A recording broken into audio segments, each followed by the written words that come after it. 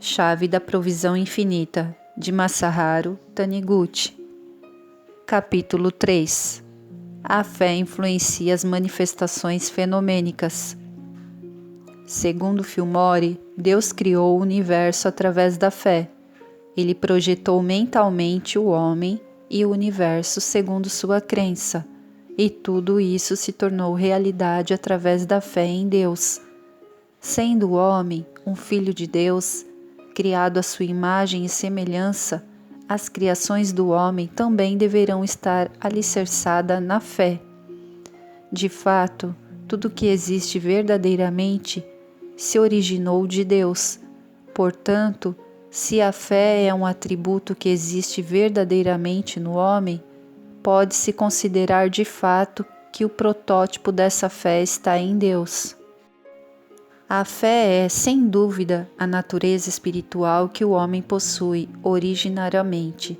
A questão se encontra apenas na forma como vamos desenvolver essa fé. Tudo aquilo que está ainda invisível, mas consideramos como existentes, é fé. A fé é uma força mental absoluta, estreitamente ligada à força que forma os fenômenos. Quando você diz "eu confio naquela pessoa" ou naquele projeto, significa que você aprova o caráter dessa pessoa ou projeto e que se identifica com ele. Com isso, esse caráter ou esse projeto passa a elaborar dentro da sua mente um trabalho construtivo, ou seja, um trabalho que torna isso uma realidade. Através da sua fé, esse caráter ou projeto da sua mente torna-se algo concreto, uma realidade.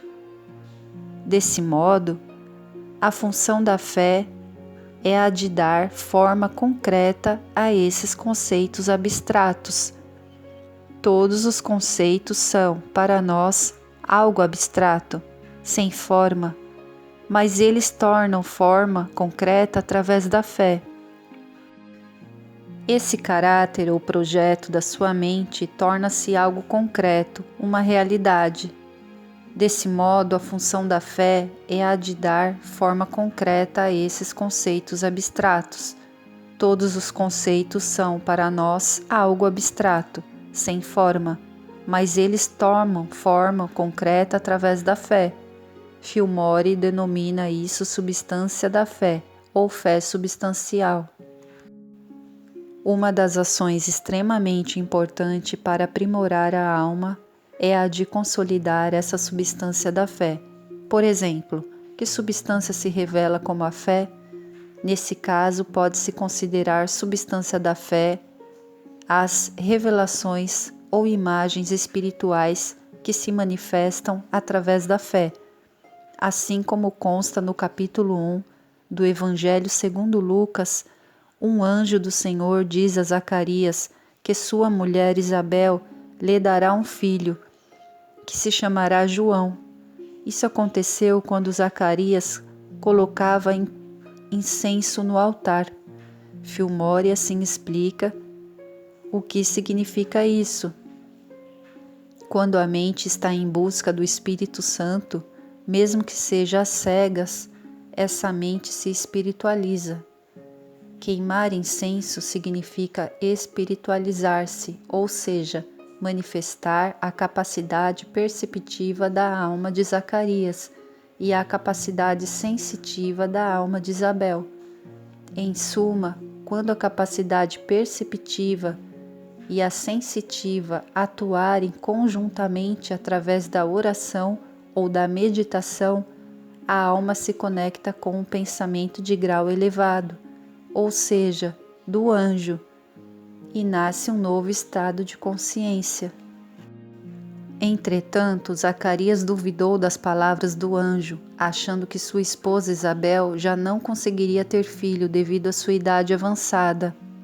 E por duvidar, ele fica mudo instantaneamente. Isso revela que, mesmo que recebamos a verdade, se duvidarmos dela, a nossa boca que expressa a dúvida será fechada. e a verdade não se manifestará. Mas quando a alma despertou e, descobrindo um novo eu, readquiriu fé, a boca de Zacarias tornou a falar. A força da fé é realmente grandiosa, e mesmo que você não consiga explicar conscientemente essa fé, ela se concretizará na totalidade. Essa fé está dentro da sua mente. Se você der ouvidos à sua voz interior, reconhecer que ela é poderosa e verdadeira, e agir conforme suas orientações, aí se revelará uma fé vívida e terá bons resultados. Há quem pregue que a pobreza é dádiva de Deus, porque só quando se é pobre compreende-se o valor da riqueza. E se em algumas ocasiões temos dificuldades e em outras temos boa sorte, tudo é por vontade divina. Isso, porém, não é verdade. Segundo Fillmore, não é correto pensar desse modo, porque Deus é o princípio. Deus não é um rei absolutista, nem um tirano que oferece ao homem ora o sofrimento, ora o prazer, como bem lhe convier. Deus é o princípio que sempre nos oferece o bem, sem nunca mudar. Deus não criou fome nem pobreza, pois isso não existe na mente dele. Na mente de Deus só existem abundância, perfeição e alegria. Por conhecer esta verdade, Jesus conseguiu realizar o milagre de distribuir 5 pães e 2 peixes para 5.000 pessoas. Fillmore diz que os 5 pães são os 5 sentidos e os 2 peixes o princípio da multiplicação, o fermento.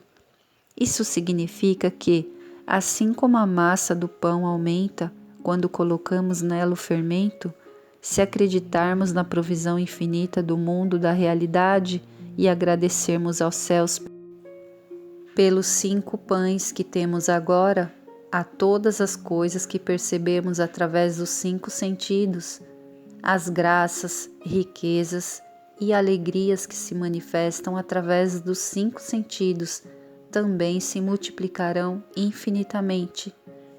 A chave fundamental do modo como Jesus dividiu 5 pães para 5.000 pessoas está no fato de que ele ter efetuado primeiramente a oração, agradecendo aos céus pelos 5 pães que tinha em mãos. Desse modo, precisamos estar cientes de que a chave para conseguir provisão infinita está aqui e agora em nossas mãos, ou seja, temos de agradecer pelo que já recebemos até agora.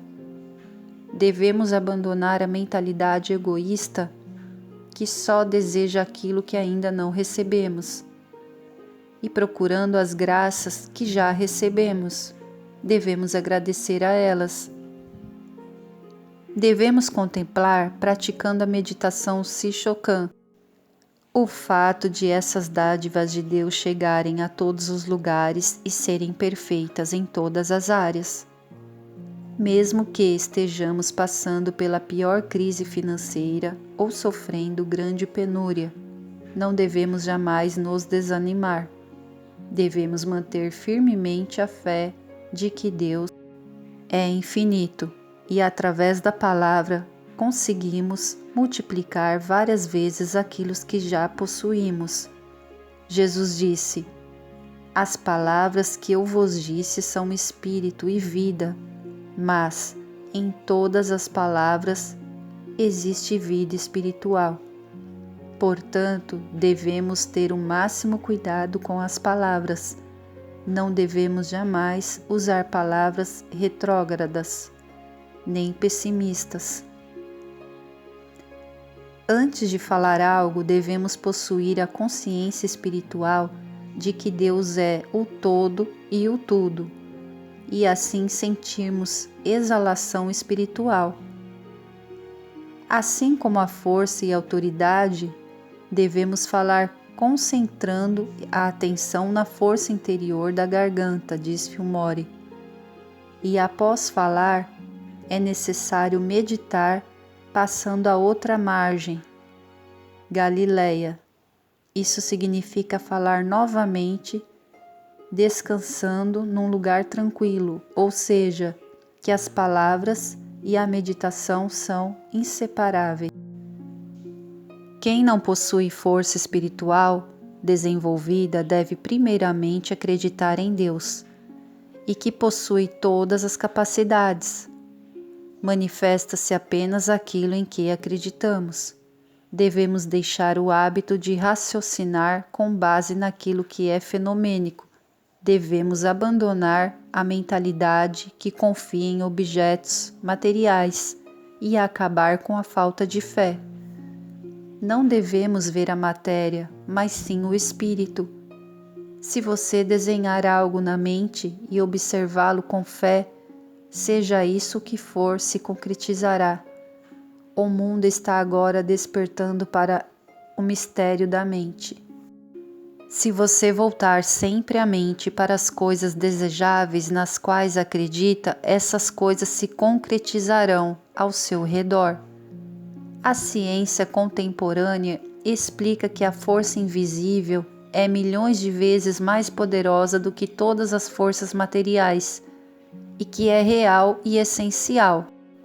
A ciência e a religião já não se confrontam. Ao contrário, a ciência está comprovando aos poucos todo o ponto de vista da verdadeira religião. Certo cientista disse que a matéria nada mais é do que uma fenda da substância que preenche o universo. Estava falando paradoxalmente sobre o fato de que nada existe na fenda, portanto que a matéria que parece existir na fenda não existe. E o que existe é substância espiritual invisível. Nós somos capazes de manifestar mentalmente essa substância espiritual. A matéria se manifesta como projeção da mente e, portanto, se suscitarmos a mesma mentalidade de Deus, é evidente que o reino de Deus surgirá na superfície terrestre. Assim é a lei. Portanto, você deve falar o seguinte a si mesmo: sou um chafariz de Deus. Penso exatamente como pensa Deus. Por isso, não penso jamais em carência ou em limitações. Como a mente universal de Deus está em todos os lugares, é impossível haver carência, escassez, vazio. Consequentemente, não temos necessidade de superar qualquer carência, bastando apenas afastar o pensamento que teme a carência. O pensamento que teme a carência é que faz com que a pessoa guarde coisas desnecessárias e assim cause carência alheia e também a si própria. O meio de adquirir riqueza acumulando o que se é desnecessário é um método paliativo que viemos efetuando diversas vezes e fracassamos. Precisamos então aprender a nova lei de Deus, que nos propicia ter sempre o pão de cada dia. Não temos necessidade de ter nada além daquilo que necessitamos hoje.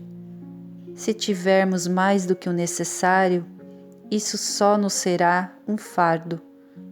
Nós partimos da verdade fundamental de que, aqui e agora, já estamos cercados pela substância espiritual que, de acordo com o nosso pensamento e nossas palavras, sempre nos abastece daquilo que necessitamos. Por isso, ao despertarmos de manhã, mentalizamos o seguinte durante a meditação Sichokan: Ó Deus, que sois a minha rocha e o meu Salvador, fazer com que as palavras que saem da minha boca e os pensamentos da minha mente estejam de conformidade com a vossa vontade. São diversos os nomes dados a essa substância espiritual, onipresente no universo. Jesus Cristo chamou de reino dos céus, Moisés de jardim do Éden, e a ciência chama vagamente de éter. Nós vivemos dentro dela, como os peixes vivem na água, e ela vive dentro de nós. provendo-nos de todas as coisas de acordo com nosso pensamento. Por isso, antes de iniciar nosso trabalho, declaramos e oramos do seguinte modo: hoje também Deus me orienta e me protege. Hoje também o Espírito de Deus está diante de mim e me orienta para a senda do sucesso e da prosperidade. Como Deus nos torna prósperos utilizando-se dos mais diversos meios, jamais devemos restringir o caminho que Ele percorre para nos orientar. Devemos simplesmente contemplar Deus, assim a provisão infinita manifestar-se-á. Transcrevo a seguir as orações da prosperidade preconizadas por Phil. Creio que Deus é o infinito provedor, que está presente em todas as coisas, e portanto estou sempre suprido. Creio que vós sois a absoluta fonte das minhas provisões, e sei que me trarás a prosperidade. Creio que o Sagrado Espírito da Prosperidade está onipresente em todas as situações. Creio que na presença de Deus e que Ele responde a todos os que o buscam. Por isso, Deus e eu somos um.